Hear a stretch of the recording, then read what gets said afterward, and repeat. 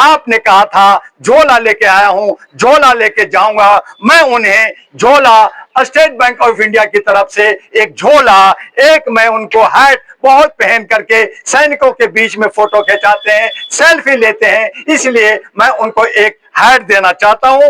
एक चश्मा भी वो खूब अच्छा पहनते हैं, वो करोड़ों का पहनते हैं, लेकिन गरीब आदमी है, हम जनता है, हम एक चश्मा उनको देना चाहते हैं, एक अच्छा सा पेन, ताकि वो कुछ लिख सकें और कुछ लिख करके हमारे भारत को दे सकें, इसलिए एक पेन भी देना चाहते हैं। और सम्मान के तौर पर उनको एक जो है शॉल भी हम उनको भेंट करने जा रहे हैं। एक घड़ी जो समय देख सकेंगे, कब उठते हैं, कब सोते हैं, क्या आराम करते हैं, इसलिए उनको एक घड़ी हम भेजने जा रहे हैं। और बरसात का मौसम है, गर्मी भी आती है, सर्दी आती है, 3 मौसम होते हैं, तो एक छतरी भी हम उनको भेंट जो है कि अब ये विदाई समारोह है, जब हमारे सरकारी महकमे का, जब हमारे प्राइवेट सेक्टर्स में जब विदाई समारोह होता है तो कुछ गिफ्ट दिया जाता है। मैं भी उन्हें गिफ्ट देना चाहता हूं। बहुत हो गया, अब जो है आप रिटायरमेंट लीजिए, अब दूसरे को मौका दीजिए, नया मौका दीजिए। तो ये मेरा पहला जो है कि आपका आज फेयरवेल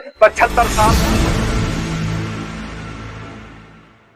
हम जर्नलिस्ट भाइयों की मार्फत से आज 18 सितंबर 2025 ऐतिहासिक स्थल जंतर मंतर, कल 17 सितंबर को पूरी भारत ने आदरणीय माननीय सम्माननीय प्रधानमंत्री मोदी जी का बर्थडे जन्म दिवस मनाया गया।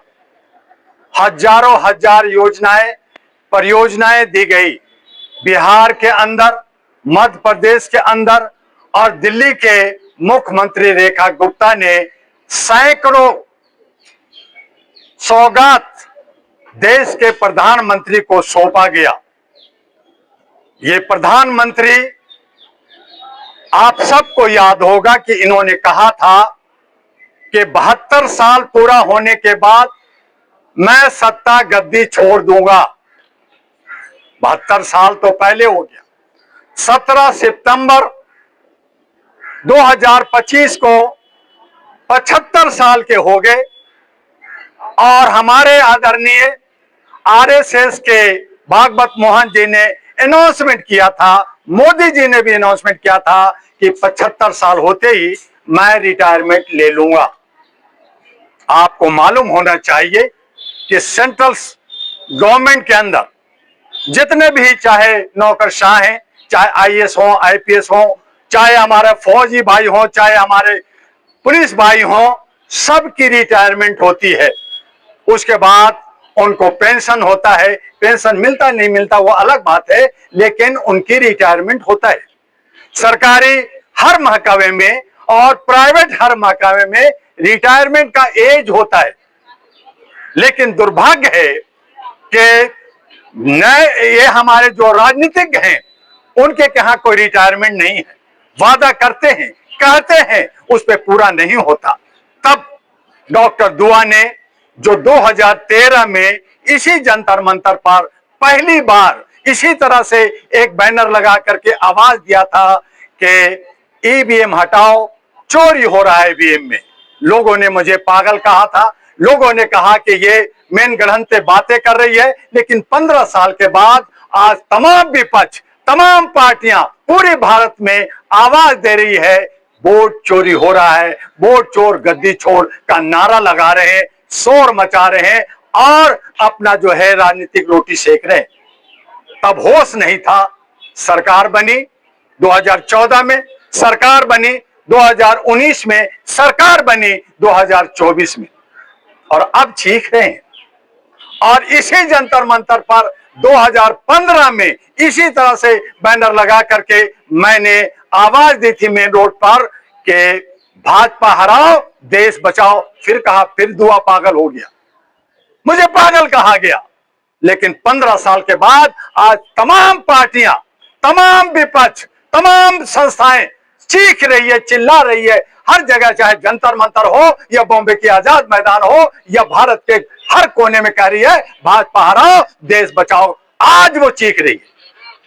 आज पहली बार पूरे भारत में जहां उनकी बर्थडे कल मनाया गया, आज उनका 75 साल पूरा हो गया, वादा वो पूरा करे, इसलिए आंशिक धरना डॉक्टर दुआ ने इसी ऐतिहासिक जंतर मंतर पे दिया कि मोदी जी आपका 75 साल हो गया, अब रिटायरमेंट लीजिए, आराम कीजिए। आपने कहा था झोला लेके आया हूं, झोला लेके जाऊंगा। मैं उन्हें झोला स्टेट बैंक ऑफ इंडिया की तरफ से एक झोला, एक मैं उनको हैट बहुत पहन करके सैनिकों के बीच में फोटो खिंचाते हैं, सेल्फी लेते हैं, इसलिए मैं उनको एक हैट देना चाहता हूं।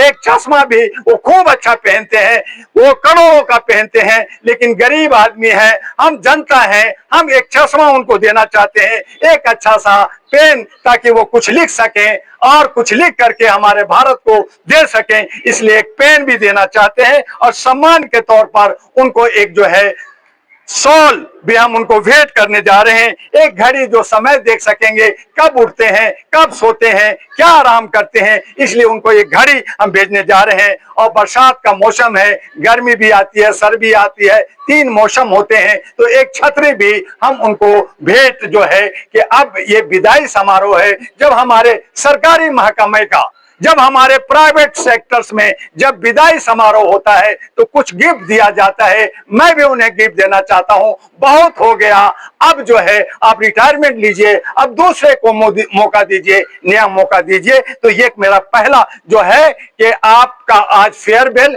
75 साल का, न सिर्फ मोदी जी का बल्कि आरएसएस के भागवत मोहन जी भी 75 साल के हो गए, नीतीश कुमार भी 75 साल के हो गए, कांग्रेस के खड़गे साहब भी 75 साल के हो गए, सोनिया गांधी भी 75 साल के हो गई। ऐसे एक नहीं, दर्जनों हमारे ऐसे जो हमारे विधायिका में है और हमारे ये जो गवर्न कर रहे हैं, इनको विदाई मैं देना चाहता हूं। ये सांकेतिक है, ये मैं बड़ा अच्छे से इसको पैक करके एक अच्छा सा पैकेट बना करके इन तमाम जो 75 साल के नेता हैं उनको मैं भेजूंगा और पूरी जांच पड़ताल के साथ भेजूंगा, पूरी सिक्योरिटी के साथ भेजूंगा, ताकि कहीं वो ये ना कहें कि मुझे कोई बम भेज दिया है, कोई ऐसी चीजें भेज दिया है। तो मैं इन्हें पूरा दिखा करके ही ये उनको फेयरवेल के हैसियत से भेजना चाहता हूं। ये सांकेतिक शुरू किया है, अब ये शुरुआत पूरे भारत में होगा, हर जगह होगा।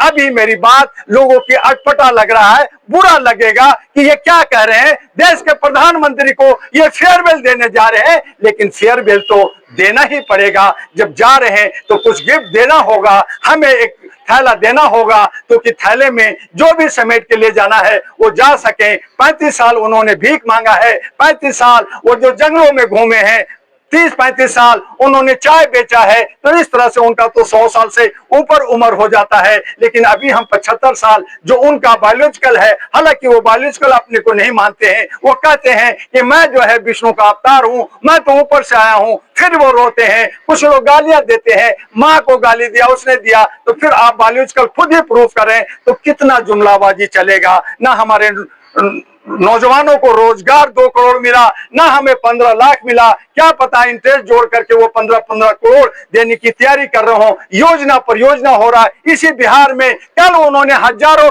योजनाओं की घोषणा की, लेकिन 1 साल पहले जो घोषणा की थी वो एक भी काम नहीं हुआ। उन्होंने 6 सिटी को कहा था मैं स्मार्ट सिटी बना दूंगा, उन्होंने कहा था बुलेट ला दूंगा, उन्होंने पता नहीं क्या क्या वादाएं की, उन्होंने कहा पेट्रोल 35 रुपए कर दूंगा, मैं महंगाई में 20-30 रुपए ले आऊंगा।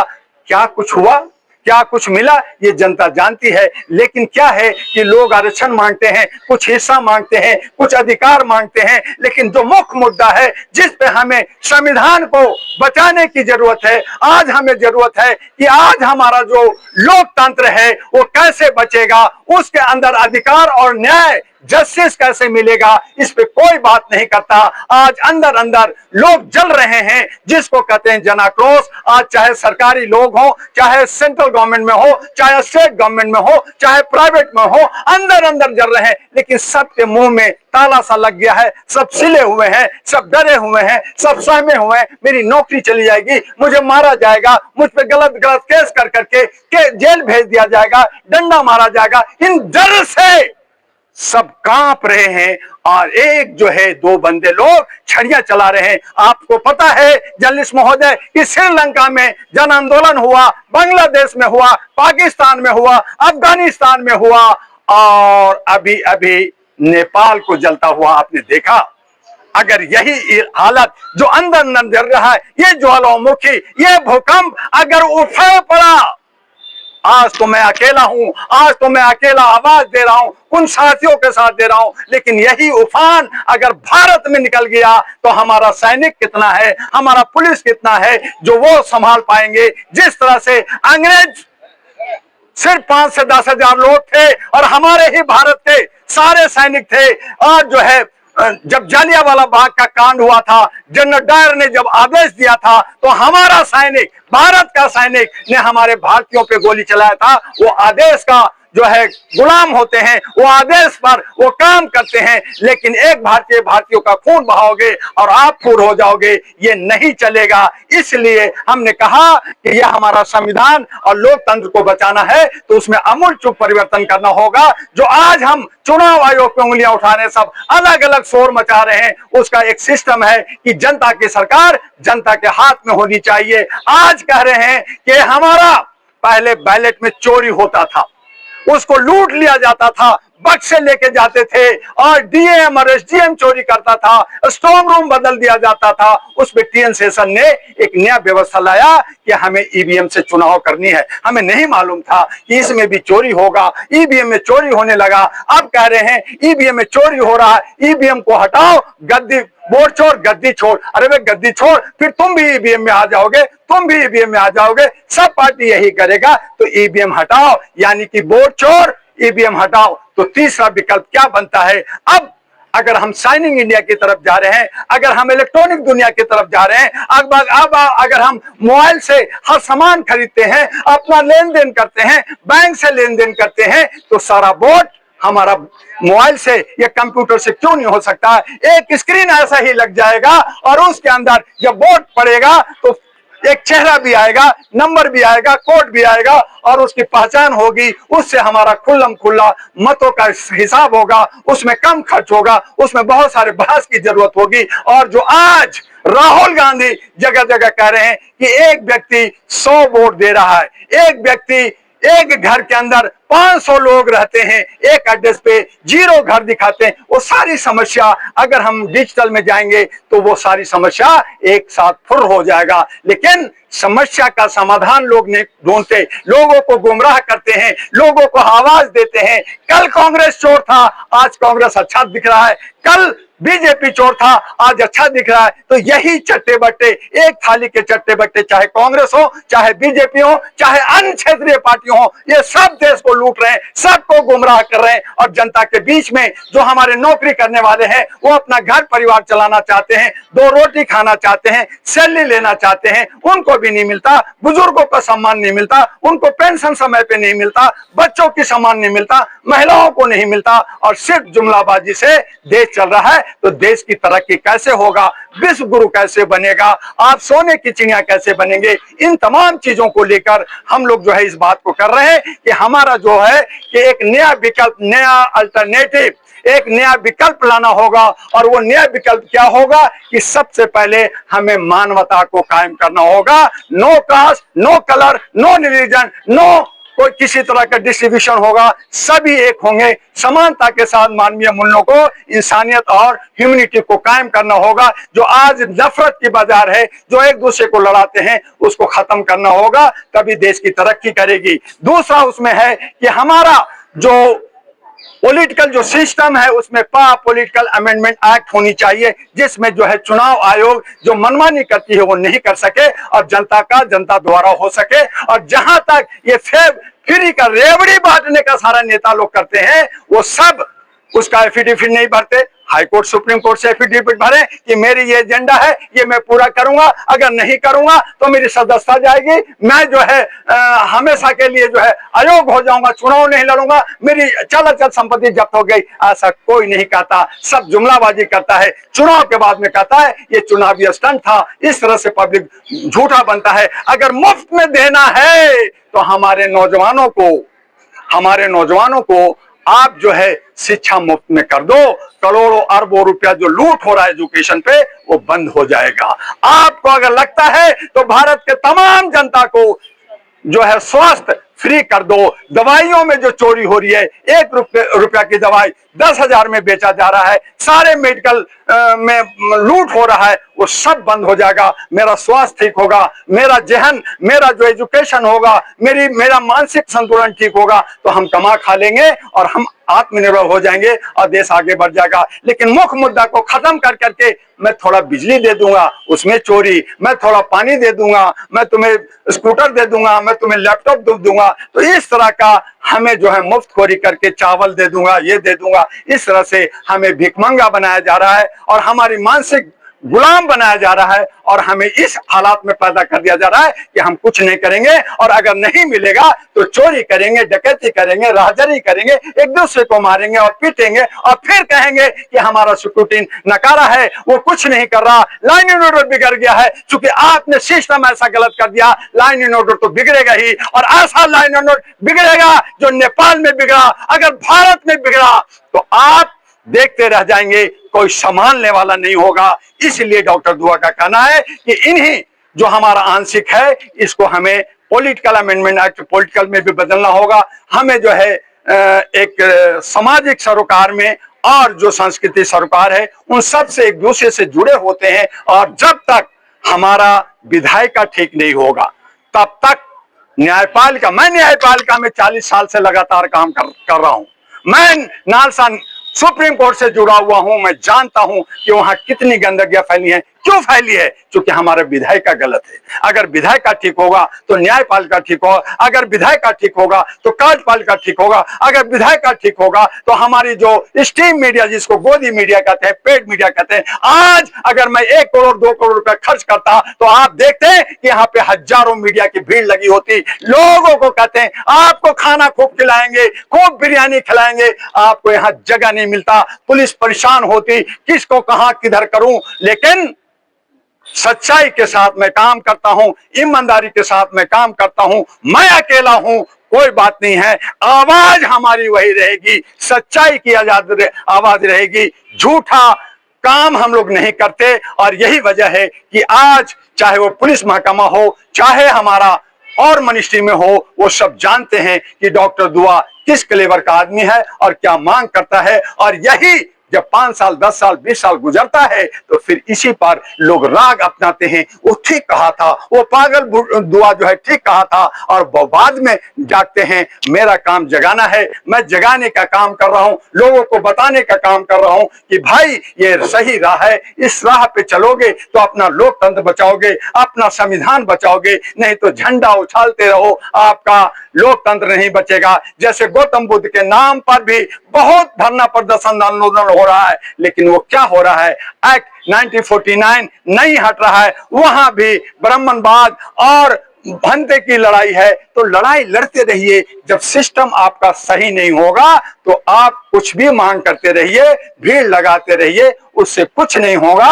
और आपका जो चंद 2-4 लोग हैं देश विदेश घूमते रहेंगे, धरना प्रदर्शन होता रहेगा। देश का प्रधानमंत्री 2 साल के बाद जब वहां पे बहुत सारे लड़कियों का इज्जत सम्मान चला गया मणिपुर में, तो 2 साल के बाद उनको होश आया कि मणिपुर जाना चाहिए। थैंक गॉड, कम से कम आप देर से ही आप मणिपुर गए, कुछ पैकेज की अनाउंसमेंट किया, वो मिलेगा कि नहीं मिलेगा वो नहीं कह सकते, तो हर जगह पैकेज दिया जा रहा है, लेकिन उसका जो है निराकरण नहीं है, उसका समाधान नहीं है, आप उसको पूरा नहीं कर रहे हैं। आप ना मुझे बुलेट ट्रेन दिया, ना मुझे रोजगार दिया, आज हम सब त्राही त्राही कर रहे हैं, दर असर में हैं। हमारी तमाम जनता अपनी मांगों को लेकर के हर जगह धरना प्रदर्शन आंदोलन करके थक गई है और इसी आस और उम्मीद में है कहीं से कोई बिल्ली के गले में घंटी डाले, हम शोर मचाएं और अफरा तफरी कर दें, सारी व्यवस्था को खराब कर दें। ये इंतजार कर रहे हैं। ये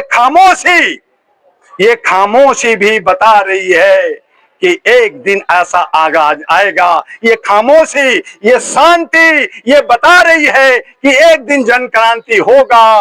ये लोग जो सोच रहे हैं कि बड़ा शांति है, बहुत सब कुछ ठीक है, सारा व्यवस्था बेहतर है, ये ठीक नहीं है, ये ज्यादा खतरनाक है। अगर 100 आदमी चीख रहा है तो वो ज्यादा बेहतर है, लेकिन अगर एक भी नहीं चीख रहा है, इसका मतलब है अंदर से वो लावा जो है गर्म हो रहा है, एकदम भभक मारेगा और फिर लोग देखते रह जाएंगे। हमारे सीआईडी वाले, हमारे बाकी सारे सिक्योरिटी, वो सोचते रह जाएंगे ये तो मैंने सोचा ही नहीं था। और वो होगा और जल्दी होगा, ये याद रखिएगा। 18 सितंबर 2025 को इस जंतर मंतर से डॉक्टर दुआ ने आगाज किया है, आवाज दिया है, और इसको याद रखिएगा।